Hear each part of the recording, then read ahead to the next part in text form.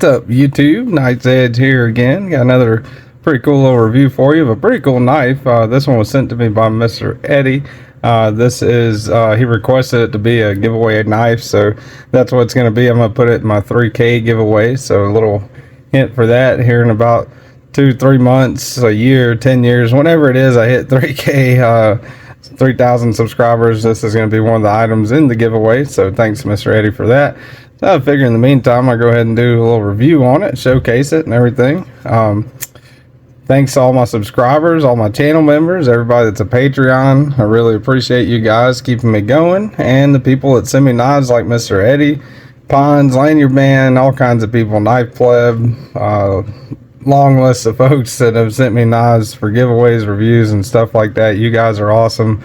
It's always much appreciated. If you're interested in doing that, my email, Instagram, all that's going to be in the description, link down below. You can contact me. Usually Instagram DM's the quickest way to get a hold of me. Without further ado, what we got here today, this is the KnivesShipFree Carve, or if you look at the box, let's see. This is the box that came in, KB237A. It's in D2, G10.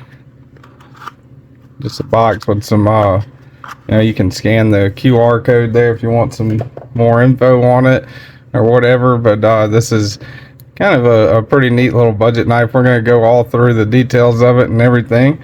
Let's go ahead and we'll get the specs out of the way first. So the KnivesShipFree Carve, coming in at, if you go all the way from the tip of the Tonto to the end of the handle, you're looking at right at 8 inches. Maybe just shy, maybe right at 8 inches of overall length. So right at the, what I would call the definition of a full-size knife. Blade length, if you go all the way back to the back of the finger choil where it meets up with the handle, you're looking at 3 and right at 3 3/4. Cutting edge going from the tip measuring straight back, you're looking at 3 1/8. But this is a Tonto, so if you sharpen these, if you ever sharpen a Tonto blade knife, you've got to sharpen each blade separately. So you could treat it as 2 different edges, right? And that's right there, you're looking right at 7/8 on the secondary, what I call the secondary edge, and the primary edge, you're looking at 2 and right at 2 5/8 there. So yeah, that's always a measurement I try to do whenever I have a Tonto on here for review. Try to remember to do that anyway. Kind of got 2 different edges on it. So thickest part of the spine, you're looking at 124 thousandths on the primary edge. Behind the edge, you're looking at right at 26.5 thousandths there, and on the secondary part behind the edge, you're looking at pretty close to the same, 28.5 thousandths what I got there. And handle thickness, you're looking at just over 1/2 inch for handle thickness. Put the calipers up here. Let's go ahead and we'll do some size comparisons. Let's get out, we'll do our usual suspects here with size comparisons. Ontario Knives Rat Model 1. Excuse me. And the Ontario Knives Rat Model 2. So as you can see there, kind of close to the size of the Rat 1 in overall length, although a little bit short, and a little bit short on cutting edge too, unless you include that Tonto, and definitely way bigger than the Rat Model 2.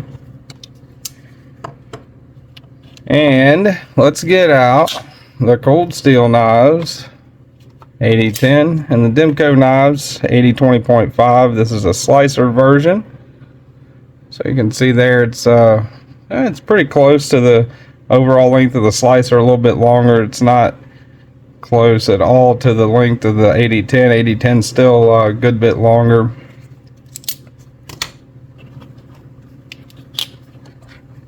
Let's get out some Spydercos here.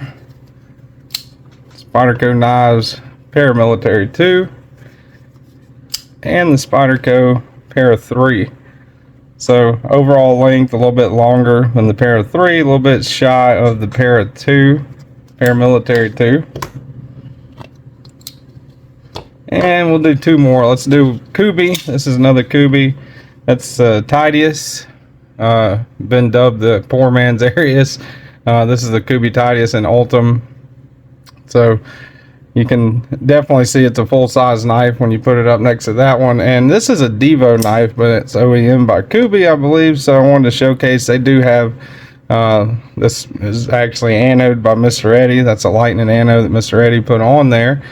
But that's the Devo Knives Pony Stout, premium Pony Stout. This one's in S90V. All right, so we got size comparisons. Let's get the scale out here. Get a weight on this bad boy. I'd say probably, I mean, if I had to guess, around, it feels like right around 4 ounces maybe. I'm usually way off. Usually the longer I think about it, the farther off I am. Pretty close actually on that one. Look at that. 4.2.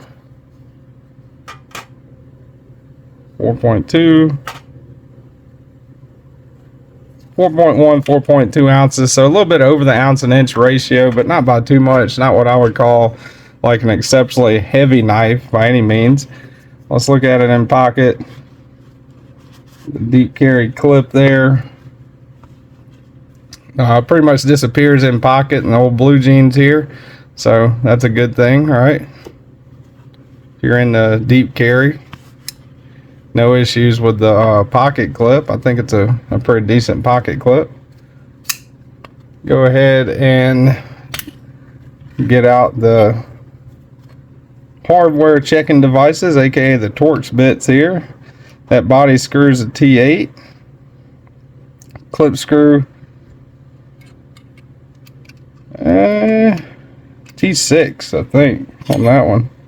It's kind of disappointing. I was hoping it'd be all T8, but yeah, that's a T6 on that clip screw. It shares that barrel spacer with yeah, it shares the barrel spacer with the body screw. Right, so sorry about that. I was just looking at it trying to figure out if that's recessed or not. It looks like it is recessed into that G10 a little bit, which means you can't really swap those two sides out. So it's right-handed tip up carry only. So T8 on that body screw, T6 on the clip screw, and captive pivot. That's always cool. Always a good thing to have a captive pivot. And T8 on your pivot screw. Got the little Kubey logo on there. All right, so specs out of the way. Cold hard facts out of the way. This is my opinion after this. So to me, I really like the G10 on it. I think it's a pretty decent G10. It's a little bit better than your average G10 that you get on Spyderco's. It's pretty reminiscent, although maybe a little bit more coarse than the G10 on this rat, but pretty well textured there. The ends and stuff are pretty well rounded. You got your finger spot right there. That's pretty much like going to be your dedicated finger spot. Now ergonomically you can choke up like this, you know, got some jimping there that makes it a little comfortable, and it's kind of like a little harpoon notch almost right there. Not fully, you know, not fully up enough to really do a lot of pushing against, you know, but definitely can be used to gain a little grip and traction there. And that jimping is fairly comfortable. Now you can one knuckle it, but I wouldn't suggest grabbing it with two because you get down to that sharpened edge right there. So choke back, full forefinger grip, choke up, full forefinger grip, of course, and you can kind of trigger grip it like that, I guess you could call it. So not bad ergonomically, and aesthetically it does have some jimping right there on your lock bar. It's a liner lock, by the way. And looking inside of it, looks like it is milled out, right? They got it milled out for some weight reduction, so that's a good thing.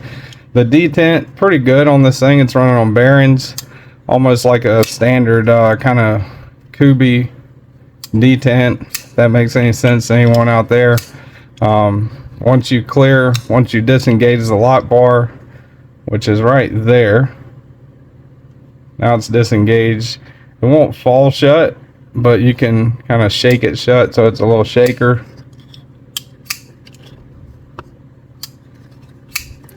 blade play, not really any blade play, so that's a good thing. Centering on it, it is centered up fairly well. Pretty decent centering on that. Action's not too bad at all. Lockup pretty good, pretty solid lockup on that. And I just noticed it doesn't have a lanyard hole, so I guess as far as lanyard people go, maybe you could put the lanyard through there, through that barrel spacer up here. Maybe you could do that with a lanyard, but no readily available lanyard hole. So the action's pretty good. The ergonomics are decent. You know, I mean, I wish they would have cut it out a little bit more up here or brought this back a little bit. I don't really prefer flipper onlys, and that's what this one is a flipper only essentially. Now you can middle finger flick it if you get put your middle finger up here to that little access, well, I guess you could call it an access point, right? It's not as cut out, quite as cut out seemingly on that side as the other, maybe so. I don't know, but you could put your middle finger there, and yeah, there you go. You can you can kind of spidey flick it, middle finger flick it that way, but it's not the most reliable means of deployment. This is meant to be a flipper only. It did give you a little bit of jimping right there, so that's a good thing. You know, that helps whenever you're constantly using the flipper to deploy it with. It's not exactly like a fidget monster, but you know, you can sit there and kind of play with it like that. Now D2 steel is the blade steel on this one. They do come in different variants. Looking at Kubey's website, they also have AUS 10A available, both of those being budget steels.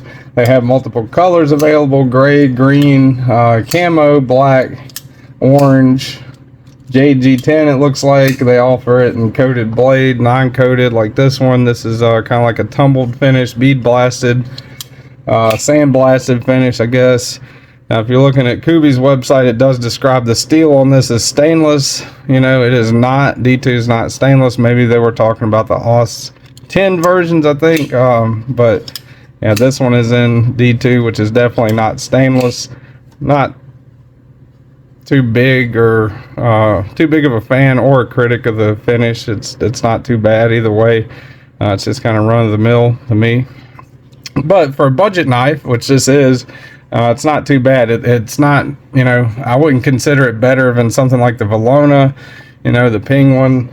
There's a bunch of different budget options out there where, in my opinion, you get a little bit better steel, a little bit better quality fit and finish, but not too bad. Now these go for 48 bucks on Amazon. On Kubey's website, they're selling them for 60. You know, for 60, kind of I mean, you got a lot better options out there, in my opinion, for 60 bucks. For 48, it's not terrible, but it's also, you know, you could still get a lot better stuff for 48 bucks. So overall, you know, it is ergonomically, when you're holding on to it, it is locked in. You get a good grip on it. It's not a bad knife at all. Really, more or less like a beater, kind of what I would consider like a beater knife. You know, I would use this to go out and do, you know, a lot of non-knife stuff with, you know, popping zip ties, kind of. You know, it does slice, and it will slice pretty good, and D2 is not too bad of a steel as far as edge retention goes. But yeah, anyway, that's pretty much it, y'all. That is the KnivesShipFree 237, the KB 237A, aka the Kubey Carve. Oh, and it is nested, so that's a good thing. You know, the liner's nested a little bit there, so good thing there. Not an exceptionally great knife, but also not a terrible knife at all. You know, so kind of run-of-the-mill mid-pack knife, a little bit on the high end, in my opinion, for a budget knife. But yeah, so pretty much it. I appreciate everyone watching. Thanks to all my subscribers and channel members. Hit the like button if you like the content. Subscribe if you want to listen to me ramble on more about knives. And coming to my 3K giveaway here in about 30 years, whenever I finally have it, and you know, finally get up to that point. This is going to be one of the giveaway items. Again, thanks to Mr. Eddie, and I'll see you guys on the next one. Hope you all have a great and wonderful day.